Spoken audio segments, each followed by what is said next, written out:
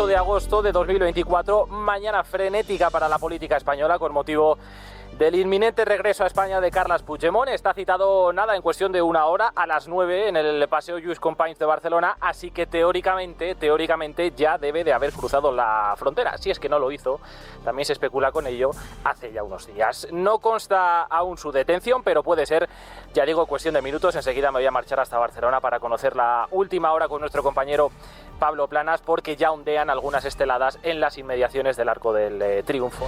No se asusten, no ha regresado de nuevo Puigdemont, simplemente es que así arrancaba un servidor esta hora de programa hace exactamente un año, pendiente de la anunciada reaparición de Carles Puigdemont en Barcelona tras casi 7 años prófugo de la justicia. Se marchó el 30 de octubre de 2017 tras liderar un golpe de Estado en Cataluña y regresó el 8 de agosto de 2024 para asistir a la investidura del candidato a presidente en base al resultado de las elecciones autonòmiques de mayo de ese año.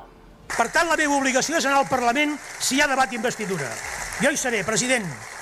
Jo seré al Parlament. I només un cop d'estat em podrà impedir de ser-hi. Había prometido regresar a Cataluña independientemente de si era o no el candidato y cumplió su promesa. Durante los días previos se puso en duda su compromiso, incluso se especuló sobre la posibilidad de que ya estuviera en Barcelona en los días previos, pero él mismo iba narrando las etapas de su viaje como si de la gesta de un héroe se tratara. Aquest desafiament s'ha de contestar i s'ha de confrontar. Per això he emprès el viatge de retorn des de l'exili. Por aquellos días, el gobierno de España, rehén de su alianza con Junts, había minimizado su posible regreso, el órdago que había lanzado de algún modo a las autoridades españolas, que debían detenerle inmediatamente en base a una orden de busca y captura del Tribunal Supremo. Depositaba a su vez el Ejecutivo de Pedro Sánchez todos sus esfuerzos en resaltar la figura de Salvador Illa, ganador de aquellas elecciones y candidato que ese mismo 8 de agosto se jugaba a ser el nuevo presidente de la Generalidad.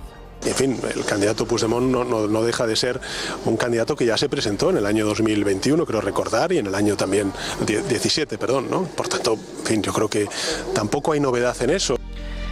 Y la noticia saltó alrededor de las 9 de la mañana, cuando estaba previsto que hiciera acto de presencia en el Arco del Triunfo. Escoltado por Jordi Turull y su abogado Gonzalo Boye, era capaz de burlar el dispositivo policial de los Mossos y llegar al escenario, con atril incluido, que le habían preparado para soltar sus soflamas. Estamos escuchando ahora mismo sonido en directo de la llegada de Carles Puigdemont. Gritos de presidente, presidente, de la llegada a las mediaciones del Arco del Triunfo.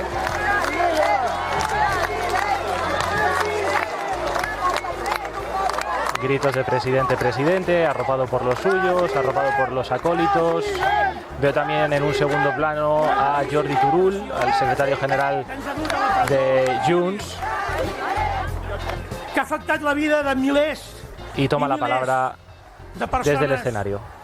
Pel fet de ser independentistes, a vegades només pel sol fet de parlar en català, i han convertit en ser català en una cosa sospitosa.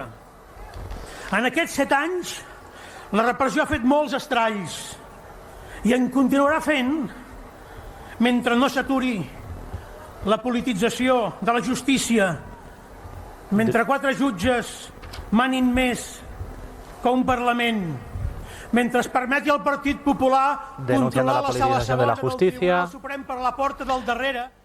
Así lo vivíamos aquí en directo, narrando y traduciendo al minuto lo que iba diciendo Puigdemont, un mitin que duró poco más de 5 minutos y que utilizó para presentarse como víctima de un Estado opresor que utiliza la justicia para acabar con sus adversarios políticos. En definitiva, nada nuevo. Concluyó su asonada golpista y se marchó rápidamente por la parte trasera del escenario, donde le esperaba ya Gonzalo Boye. Fue la última vez que vimos a Puigdemont. A partir de ahí todas las cámaras se dirigieron hacia la comitiva de Junts, que escuchaba su mitin y que ponía rumbo al Parlamento catalán para asistir a la investidura de Salvador Illa. Todo el mundo entendía que Puigdemont se sumaría a esa comitiva tarde o temprano para entrar en el Parlamento, pero a medida que iban pasando los minutos nos llamó la atención el hecho de que no aparecía. Hay una imagen de señal en directo que nos está ofreciendo el diario La Vanguardia, en la que sí que se ve a Rull, también a Laura Borràs, y desde luego a él no se le ve. No sabemos si es que se le han llevado, no sabemos. Será, los mozos, será si Laura Borràs con peluca. Hay un cordón, una especie de cordón organizado por voluntarios con unos chalecos verdes que le estarían intentando facilitar la llegada o el camino hacia el Parlamento, que recordemos que está al final de ese paseo Lluís Companys. Por el momento, ya os digo, la imagen en directo que estamos... Se comentó que había accedido, por ejemplo, al Parlamento por otra entrada, que ya estaba dentro. Bueno, en realidad lo que había sucedido es que Puigdemont había huido, de nuevo, delante de las narices de toda España, para su humillación. En ese momento, alrededor de las 9:20 de la mañana, creo recordar, y con un pleno de investidura a punto de empezar, se puso en marcha la Operación Jaula para su detención, una circunstancia que incluso puso en jaque el inicio de la sesión. Bueno, todo parece indicar que por el momento el expresidente catalán, el Fuado, no ha sido detenido, y según TV3, los Mossos le tienen localizado a Carles Puigdemont. No está arrestado y asegura la policía catalana dice que no va a permitir que acceda dentro del Parlamento de Cataluña. Bueno, es que de hecho estamos viendo imágenes ya del interior del Parlamento de Cataluña, del hemiciclo. Empiezan a entrar ya algunos diputados y entre ellos, pues al menos por ahora, no está Carles Puigdemont.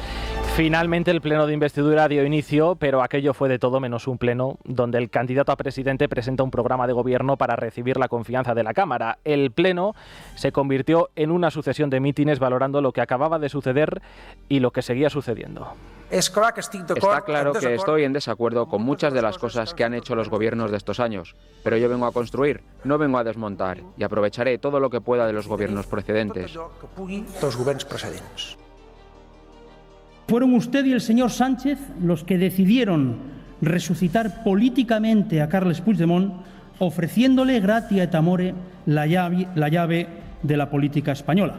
Así que con su pan se lo coman, pero que quede claro, son ustedes los únicos responsables del humillante esperpento que estamos viviendo estos días en Cataluña. El espectáculo bochornoso que hemos vivido hoy es el último capítulo, no tengo ninguna duda, de una clase política catalana ridícula, de una clase política fuera de la realidad, dañina y perjudicial para el interés de todos los catalanes.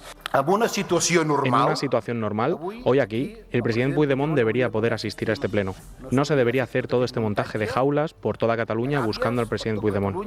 Se debería facilitar que los diputados pudiesen acceder para representar los derechos de la ciudadanía. Hoy, después de más de 6 años y 8 meses, finalmente el muy honorable presidente Puigdemont ha vuelto a casa. Lo hemos podido ver en directo en Barcelona, al lado del Parlamento, donde debería estar ahora mismo. Nos alegramos de forma profunda y sincera. Bienvenido a casa, presidente. Naturalmente, lo que se estaba viviendo a esa hora, lo que se estaba viviendo esa mañana del 8 de agosto en Cataluña, trascendía las fronteras de la comunidad autónoma y centraba a lo largo de toda la jornada las intervenciones de los principales líderes nacionales. La alfombra roja con la que hemos visto hoy a Puigdemont lleva las siglas del Partido Socialista. Puigdemont pretendía sacar a Cataluña del Estado y Sánchez ha sacado el Estado de Cataluña. El espectáculo grotesco de hoy lo demuestra. Lo que pienso es que el presidente del Gobierno es responsable de la destrucción del Estado de Derecho en España.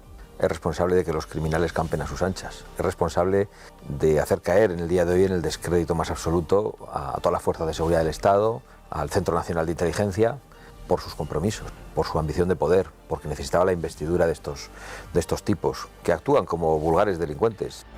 Repercusión nacional y perplejidad internacional. Vive la Catalogne libre, ce sont les premiers mots de Carles Puigdemont de retour à Barcelone. Le leader indépendantiste réapparaît après cette année d'exil, venu assister au vote du Parlement pour l'élection du nouveau président de l'exécutif régional. Carles Puigdemont est toujours visé par un mandat d'arrêt pour son rôle dans la tentative de sécession de 2017. La correspondance de Victoria David. Catalano Carles Puigdemont ha eluso la polizia spagnola ed è tornato in Belgio secondo il suo avvocato. Puigdemont è apparso giovedì a Barcellona dove ha tenuto un discorso Los principales medios internacionales se hacían eco de lo que estaba sucediendo a esa hora en Cataluña, a esa hora en España. Tras su huida, la operación Jaula no dio frutos y 2 días después, supuestamente ya desde su residencia en Waterloo, Puigdemont reaparecía. Mai no he volgut entregar-me a una autoritat judicial que ni és competent per perseguir-nos, per defensar el dret a l'autodeterminació i haver organitzat el referèndum d'independència de Catalunya de l'1 d'octubre del 2017, ni per altra banda té cap interés a fer justícia.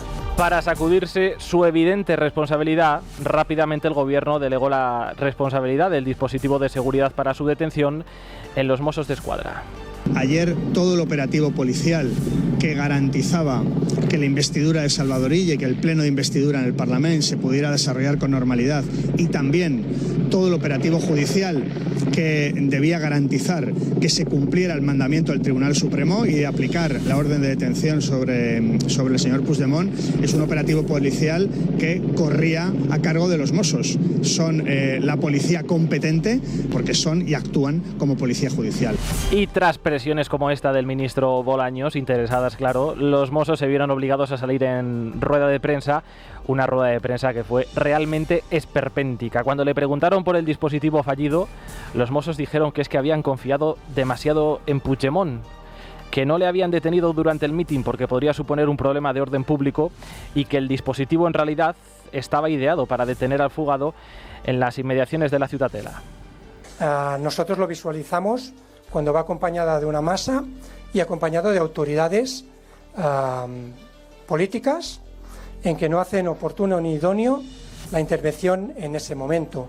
Como me he referido en mi intervención, nosotros habíamos diseñado un dispositivo en el que el señor Puigdemont tuviese la voluntad de participar realmente en el que era el pleno de investidura. Un hecho que a la luz tanto de las investigaciones como de los hechos quedan claramente descartados. ¿Quién iba a pensar, verdad, que Carles Puigdemont podría mentir? Si total nunca lo había hecho y además se jugaba nada, muy poquito, unos pocos años de prisión. Bueno, pues un año después la investigación judicial no apunta a posibles negligencias en el dispositivo policial o a una dejación de funciones por parte de las autoridades políticas, aunque parezca sorprendente. Solo hay 3 Mossos d'Esquadra imputados por encubrimiento, 3 Mossos que ese día no estaban en activo y que a pesar de su condición de investigados han sido indultados recientemente por el gobierno de Illa y readmitidos en sus puestos. A partir de septiembre, la titular del Juzgado de Instrucción número 24 de Barcelona, que lleva este asunto, va a decidir si les procesa o archiva la causa, pero desde luego no parece que vaya a tener mucho recorrido. Y en el plano político, ¿qué decirles? Puigdemont sigue sin poder venir a España limpio de polvo y paja.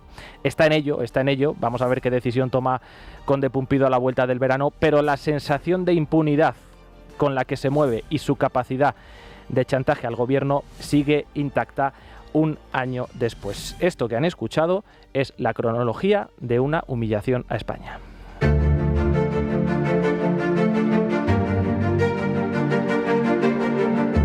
Es la mañana. Es radio. Y entre los políticos que el pasado 8 de agosto vivieron muy de cerca lo acontecido en Barcelona se halla la portavoz adjunta del Partido Popular en el Parlamento catalán, Lorena Roldán, que nos atiende ya. Diputada, ¿qué tal? Muy buenos días. Hola, muy buenos días. Bueno, ¿cómo lo recuerda? Pues mira, ahora estaba escuchando esta cronología magnífica que habéis hecho y la verdad que te vuelve a llevar a ese día, que para mí fue un día pues triste, ¿no? Para quienes creemos en la democracia y el Estado de Derecho, fue un día, además de bochornoso, como bien comentabais, fue un día triste y yo lo recuerdo con muchísima frustración. Recuerdo además, recibíamos mensajes, sobre todo de gente de fuera de Cataluña, que no ha vivido pues el proceso catalán con tanta intensidad, y te decían, oye, pero lo van a detener, ¿no? Oye, pero ¿cómo puede ser? Oye, pero que está dando un mitin. Y no te quedaba otra que decirles que probablemente pues la película iba a acabar como acabó, con ese señor de nuevo fugado y que iba a salir como había entrado. Y eso nos generaba muchísima frustración, porque claro, la gente te escribe como diciendo, oye, pero esto que está pasando, pero esto es un bochorno a nivel ya internacional y aquí no hacemos nada. Y es verdad que lo vimos, como decía, pues con muchísima frustración, con muchísima tristeza y también pues muy indignados, porque al final a nadie se le escapa que evidentemente el Gobierno de España, que evidentemente Pedro Sánchez pues estaba al corriente de las intenciones y los planes de Puigdemont y no hizo absolutamente nada, todo lo contrario, a mi entender lo propició. ¿Cree que consintió de alguna manera, por lo que dice ese bochorno, quizás para no frustrar la investidura de Salvador Illa? Porque entiendo que la presión sobre Esquerra Republicana habría sido terrible, ¿no? Sí, nosotros estábamos dentro del Parlamento, como bien explicabais, esperando a ese pleno de investidura que fue otra performance. Yo creo que al final había como dos escenarios dentro de ese circo que siempre monta el separatismo, en este caso Junts. Uno era en Arco de Triunfo con ese meeting de Puigdemont y el otro era el propio pleno de investidura, donde estábamos viendo cómo se escenificaba un desafío al orden constitucional delante de todos. Y evidentemente, insisto, con Sánchez mirando para otro lado. Yo creo, hacía días ya además que corría el rumor de que Puigdemont ya estaba en Barcelona, había periodistas que decían, oye, pues lo han visto en tal sitio, oye, pues ha cenado con tal.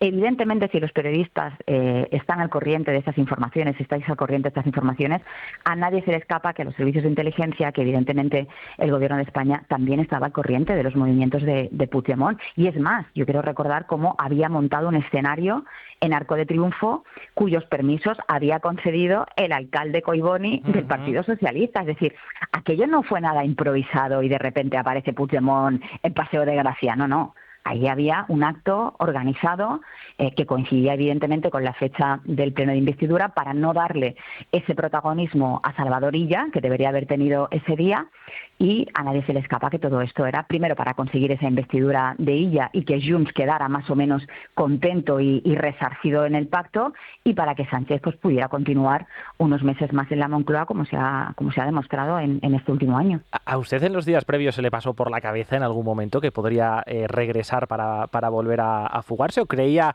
realmente que iba a regresar aún a riesgo de ser detenido? Bueno, al personaje ya lo conocemos. Es verdad que Puigdemont ya llevaba meses amenazando o anunciando que iba a venir. Y por tanto, nosotros, como digo, ya les conocemos, llevamos una década pues sufriendo este circo al que nos tiene sometidos, este esperpento continuo del separatismo, pues que hace muchos gestos, que hace muchos aspavientos, muchas quejas, vienen al Parlamento y montan ahí un show. Bueno, ya los conocemos todos, ¿no? Lo vivimos especialmente pues en el 17, pero se ha ido sucediendo también a lo largo de todos estos años. Y por tanto, sí, yo me imaginaba que algo iba a pasar, lo teníamos bastante claro, pero también conocemos al personaje, también conocemos a Puigdemont, y a pesar de esa bravuconería aparente, por decirlo de alguna manera, también, a mi entender, es alguien muy cobarde, porque al final ha decidido fugarse de la justicia, no enfrentarse a sus propios actos, y oiga, usted el 17 decidió liarse la manta a la cabeza y montar aquí una declaración unilateral de independencia, pero no asume las consecuencias. Y por tanto, ya veíamos que si venía, iba a ser para esto, para 5 minutos de meeting, para montar aquí, si me permite la expresión, el pollo, porque es que no fue otra cosa que eso, y para volverse a ir, porque evidentemente es cobarde y no asume tampoco consecuencias de sus actos. A propósito del futuro más inmediato de Puigdemont, se ha publicado estos días que su entorno anda un poco preocupado por la posible salida de Cándido Conde Pumpido del Constitucional. Entienden en el entorno de Puigdemont, según digo, esta información, que de producirse esa salida dificultaría quizás su regreso a España sin tener que rendir cuentas ante la justicia. ¿Usted cree que mientras el regreso a España de Puigdemont dependa de Pedro Sánchez puede estar tranquilo? Bueno, es que vamos a ver, Pedro Sánchez está haciendo todo lo posible pues para que Puigdemont regrese, y lo hemos visto con esa ley de amnistía que en principio, según el propio Partido Socialista, era inconstitucional e imposible que se produjera, para días más tarde convertirse en plenamente constitucional y lo mejor para la convivencia en Cataluña, etcétera. Es decir, Pedro Sánchez está trabajando activamente para que Puigdemont regrese y lo vemos cada día pues en las actuaciones, en las declaraciones, en todo lo que hacen. Ahora mismo está en manos de la justicia. Es verdad que las últimas decisiones que ha tomado Conde Pumpido, pues sinceramente a nosotros también nos han causado pues muchísimo estupor y vamos a ver qué es lo que pasa, pero que el gobierno de Pedro Sánchez está trabajando activamente para que Puigdemont regrese y lo haga además de manera impune. Eso nos parece que es evidente. Lo van a disfrazar, como han hecho hasta ahora, en aras a la convivencia, etcétera. De convivencia nada. Aquí lo que hay es un pacto entre políticos que se sirven el uno al otro y además, dada la delicada situación que tiene Sánchez en estos momentos a nivel judicial, porque pues cada cuarto de hora le sale un escándalo nuevo relacionado o bien con sus personas de confianza o bien con su círculo más íntimo, incluso familiar, pues Puigdemont aprovecha, vuelve a dar una vuelta de tuerca más en ese chantaje al que tiene sometido al gobierno y Pedro Sánchez cede. Por tanto, vamos a ver cómo se soluciona todo esto, pero que evidentemente la intención de Puigdemont es volver. Junts quiere que Puigdemont vuelva y que Sánchez va a hacer todo lo que esté en su mano para él garantizarse pues su permanencia en Moncloa y eso pasa evidentemente por contentar a Puigdemont, de eso no nos cabe ninguna duda. El aniversario de la fuga de Puigdemont coincide con otro aniversario, el de la investidura de Salvador Illa. No sé qué balance hace de este primer año de legislatura. Pues negativo. La verdad es que le pongo en suspenso.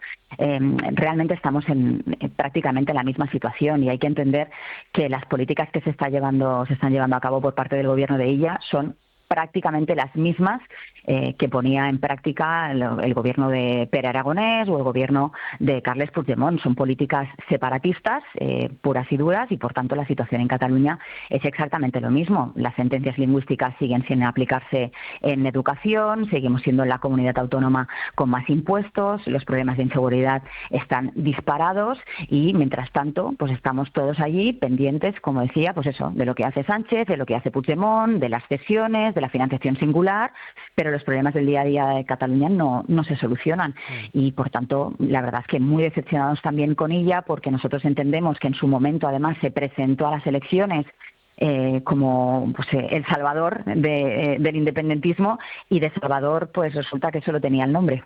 ¿Le sorprende la buena prensa que sigue teniendo? Se lo pregunto porque mismamente hoy en los periódicos de tirada nacional, cuando se hace balance de este primer año de legislatura, no son especialmente críticos con Salvador Illa. Bueno, es verdad que Salvador Illa guarda mucho las formas, ¿no? Nosotros a veces lo calificamos como el yerno perfecto.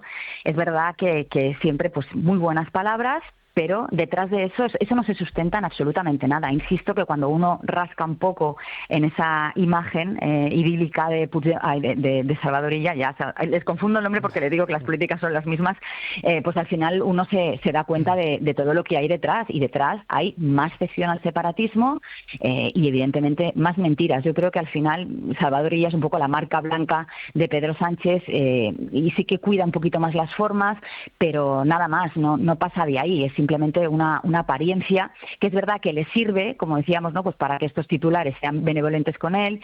Es verdad también que en Cataluña veníamos arrastrando una situación muy muy compleja, de muchísima tensión en la calle, y yo creo que la gente también pues tenía ganas un poco de cambio, confiaron en esas palabras de Salvador Illa durante la campaña, que les prometió que iba a acabar con el independentismo, y muchísima gente ya se está dando cuenta de cómo de nuevo les volvieron a mentir y pues al final Salvador Illa ha conseguido ser presidente de todos los catalanes con voto que no le pertenecía, porque, insisto, ha utilizado votos del constitucionalismo catalán para ponerlos al servicio de la causa separatista.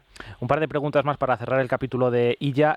Acaba de protagonizar una gira por Asia, donde se ha reunido con los representantes, por ejemplo, de Huawei. Su partido ha pedido la comparecencia de varios ministros para que expliquen si ese contrato de Interior obedece a los negocios con esta compañía de varias personas muy cercanas a Pedro Sánchez. No sé si ustedes también tienen previsto llevar alguna iniciativa al Parlamento en este sentido. Sí, por supuesto, porque además en política las casualidades no existen. Todo este asunto de Huawei es muy turbio y casualmente, como decía, pues Salvador Illa también se ha pegado un tour por allí, se ha reunido también con Huawei, cuando estamos además pues conociendo, ¿no? Pues todo lo que rodea a este contrato. Nosotros, evidentemente, ahora cuando retomemos la actividad parlamentaria, ahora mismo como usted sabe, estamos en periodo inhábil, pero en cuanto retomemos actividad parlamentaria, por supuesto que este será uno de los puntos que investigaremos, y es lo que nos toca también como oposición, pues seguir desmontando pues estos mantras que siempre repite el separatismo, pero también controlar y vigilar muy de cerca la acción del gobierno de Salvador Illa, porque, como le digo, no nos fiamos ni un pelo, porque tanto Sánchez como Illa para mí son primos hermanos y por tanto pues me merecen la misma credibilidad. Eso es precisamente lo que se comenta aquí en Madrid en los últimos días, que tiene mucho predicamento en el núcleo duro del presidente, va a ser uno de los pocos que le va a visitar, si es que no lo ha hecho ya en la maleta durante este mes de agosto. En Cataluña, por ejemplo, ¿ustedes tienen la sensación de que es el llamado a suceder a Pedro Sánchez?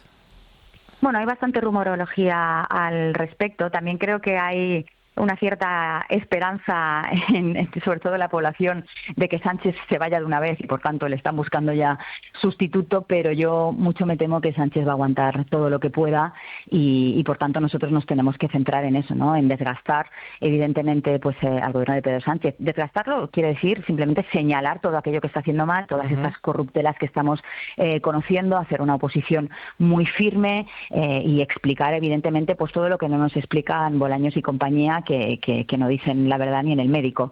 ¿Qué va a pasar con el futuro de Pedro Sánchez? Yo insisto que nosotros, o yo al menos personalmente, ahora mismo no veo un escenario de elecciones, ni por tanto de sucesores. En política pasan muchísimas cosas, pero yo creo que Sánchez se va a agarrar con uñas y dientes al escaño y de hecho lo está intentando ya lo está haciendo, está pues en esa política de supervivencia.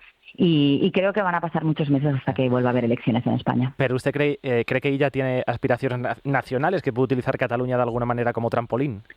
Bueno, pues seguramente. Todo el mundo aspira, evidentemente, dentro de su partido a las máximas responsabilidades. Y yo le digo, para mí Salvador Illa no ha venido a Cataluña a mejorar la vida de los catalanes, sino que han venido simplemente pues a su propia conveniencia y, como le digo, pues a sustentar este pacto de Pedro Sánchez con los separatistas en el gobierno y de paso evidentemente pues ocupar ellos el Palacio de la Generalitat, pero nada más. Y por tanto, como no tiene esa vocación de mejorar la vida de los catalanes, pues no me sorprendería, pero como le digo, no nos movemos en este escenario. Yo al menos no es un escenario que prevea ni al corto ni al medio plazo. A Sánchez le quedan todavía unos años de legislatura por delante y creo que va a intentar, pues evidentemente, alargarlo todo lo que pueda y más. Un último asunto, diputada. Entiendo que leyó la entrevista de Gonzalo Boye el pasado domingo en La Razón. Él dejaba la puerta abierta que en el futuro el PP gobernara en solitario, con el apoyo de partidos como Junts. Se lo pregunto directamente. No sé si cree que Junts debe ser siempre una línea roja para el Partido Popular, independientemente de que sea Puigdemont u otra persona quien lleve las riendas del partido. Pues mire, yo le voy a responder con mi opinión personal en este caso, y yo, después de todo lo que hemos visto con Puigdemont, de lo que hemos acabado de comentar ahora mismo, creo que con este señor no se puede ir ni a heredar a ninguna parte. Evidentemente han hecho muchísimo daño en Cataluña. Como le digo, hemos estado una década inmersos en una situación muy tensa que ha partido a Cataluña por la mitad y, por tanto, para mí, evidentemente, es una línea roja. Son personas que han demostrado que no son de confianza, son personas que han demostrado que no quieren el bien para Cataluña, pero no solamente para Cataluña, sino también para el resto de España. El proyecto del independentismo, que a nadie se le olvide, es romper España, no es ese que otro. Y por tanto siguen ahí y con personas que quieren romper la unidad de nuestro país, es que, insisto, no se puede ir ni a heredar. Como comprenderá usted también, las opiniones de Boye, en este caso, me va a permitir que no las tome muy en cuenta porque son personajes muy dañinos y muy tóxicos. No, yo se lo preguntaba porque en este asunto siempre ha habido ha sido un motivo de fricción, ¿no?, entre Alejandro Fernández, por ejemplo, el líder del PP en Cataluña, y la dirección nacional. Por cierto, hay un nuevo secretario general en el PP. Hay un congreso regional pendiente en Cataluña. No sé si ha llegado ya el momento de ratificar en el cargo a Alejandro Fernández. Pues esos asuntos, como usted bien dice, le competen al nuevo secretario general y a la dirección del partido, y por tanto yo estoy ajena a este tipo de decisiones. Nosotros lo que sí es verdad es que tenemos un liderazgo consolidado en Cataluña, con Alejandro Fernández a la cabeza del partido. Hemos, pues como usted bien sabe, pasado de 3 diputados a 15. Estamos ejerciendo la oposición desde el Parlamento, porque ni Esquerra ni Junts pues la hacen. Somos nosotros los que estamos liderando esa oposición al gobierno gobierno de Salvador Illa. Tenemos intención de continuar haciéndolo y, por tanto, estamos centrados ahí. Yo insisto que al final entiendo que las cuestiones internas de partido, ¿no? La vida interna de los partidos a nivel periodístico es muy jugosa, es interesante, pero es que la tarea que nos traemos entre manos, que no es otra que recuperar Cataluña y pasar página de una vez ya de estos años negros marcados pues por el liderazgo del separatismo, es importantísima y, por tanto, nosotros los objetivos los tenemos fijados ahí. Y, como le digo, pues el resto de cuestiones, pues Olga, cuando Génova considere oportuno, pues aquí estaremos preparados, como siempre. Prefiere no pronunciarse, pero a buen entendedor pocas palabras bastan, en mi opinión. Lorena Roldán, diputada, le agradezco mucho que se haya pasado unos minutos por los micrófonos de este programa para analizar la actualidad. Un saludo y buen verano. Pues un placer igualmente y muchísimas gracias.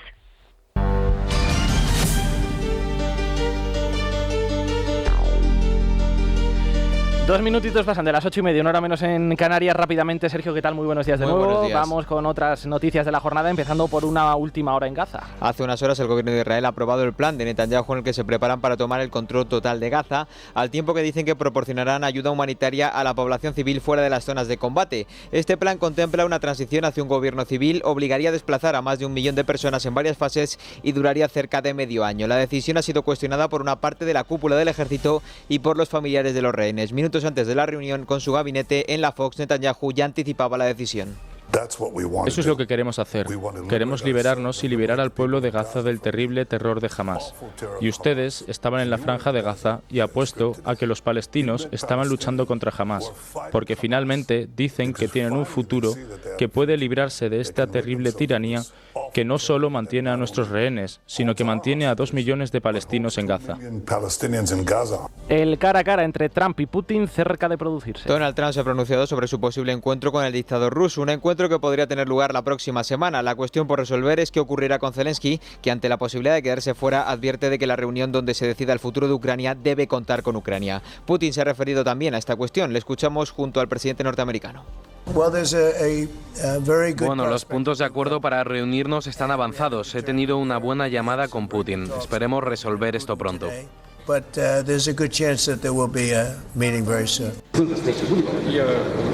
No tengo nada en contra de un acuerdo con Zelensky. Es posible, pero se tienen que dar una serie de condiciones.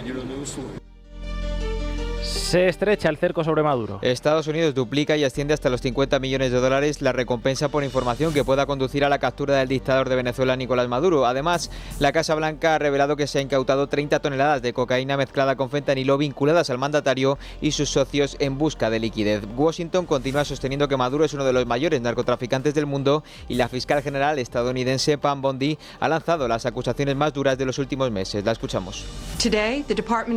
Hoy el Departamento de Justicia y el Departamento de Estado anuncian una recompensa histórica de $50 millones por información para arrestar a Nicolás Maduro.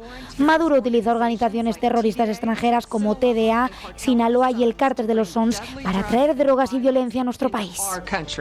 Sigue la polémica en Jumilla. Mientras el ayuntamiento asegura que la medida solo busca regular el uso de espacios deportivos, Vox saca pecho del debate y, según OK Diario, replicará la estrategia de Jumilla en Mallorca. Desde el PSOE han cargado duramente contra la moción, a la que califican de racista y contraria a los valores constitucionales, y acusan además al PP de ceder a una agenda reaccionaria. El Partido Popular, por su parte, defiende que no se veta a ninguna religión y denuncia que la polémica ha sido artificialmente inflada por el interés político del gobierno. Escuchamos desde el PSOE a Alma Said y a Jaime de los Santos del PP. Condenar esta moción de este tándem del PP y Vox y solidarizarme con los vecinos de Jumilla, porque pues es una moción absolutamente racista y si algo defiende la identidad de nuestro país es el respeto a la Constitución. Que desde el Gobierno de España se pretenda hacer un caso donde no lo hay, porque es falso que el Partido Popular vaya a señalar a nadie por su credo, porque es absolutamente inaceptable que se pretenda hacer pasar al Partido Popular por un partido xenófobo. Y en deportes, hoy el Madrid juega su primer amistoso. Será a puerta cerrada en Valdebebas frente al Leganés. En Barcelona, Ter Stegen pierde la capitanía y la novedad pasa porque Íñigo Martínez se irá gratis a Arabia, liberando masa salarial. Y en baloncesto, España se redime y vence a la República Checa por 14 puntos en el segundo amistoso de preparación para el Eurobásquet. Un minutito para alcanzar las 9 menos 20, una hora menos en Canarias. Enseguida arranca nuestro tiempo de tertulia, pero antes, Jaime Fernández, ¿qué tal? Muy buenos días. Muy buenos días. ¿Qué pregunta le planteamos hoy a nuestros oyentes? Pues hoy se cumple un año de aquel famoso regreso de Puigdemont a España, y queremos preguntar a los oyentes qué opinan de aquella traición a España. Así que, bueno, ya saben, nos pueden dejar sus opiniones en nuestro Instagram, @eslamañana_de_fjl, o a través de un audio WhatsApp en el 648 91 92 60. Claro, porque además en una época muy señalada, 8 de agosto, algunos trabajando, pero otros ya de vacaciones en la playa allí mirando el móvil debajo de la sombrilla, que ha vuelto, que se ha ido ahora y nadie le ha detenido. Y pues efectivamente, así fue, así que nos cuenten cómo lo vivieron aquellos, sobre todo también desde Barcelona, ¿no? Todos aquellos que estuvieron muchísimo más cerca, pues que nos narren sus impresiones y cómo vivieron aquellos días, aquellas horas. Hacemos una pausa y arranca nuestra tertulia. Es la mañana, es radio.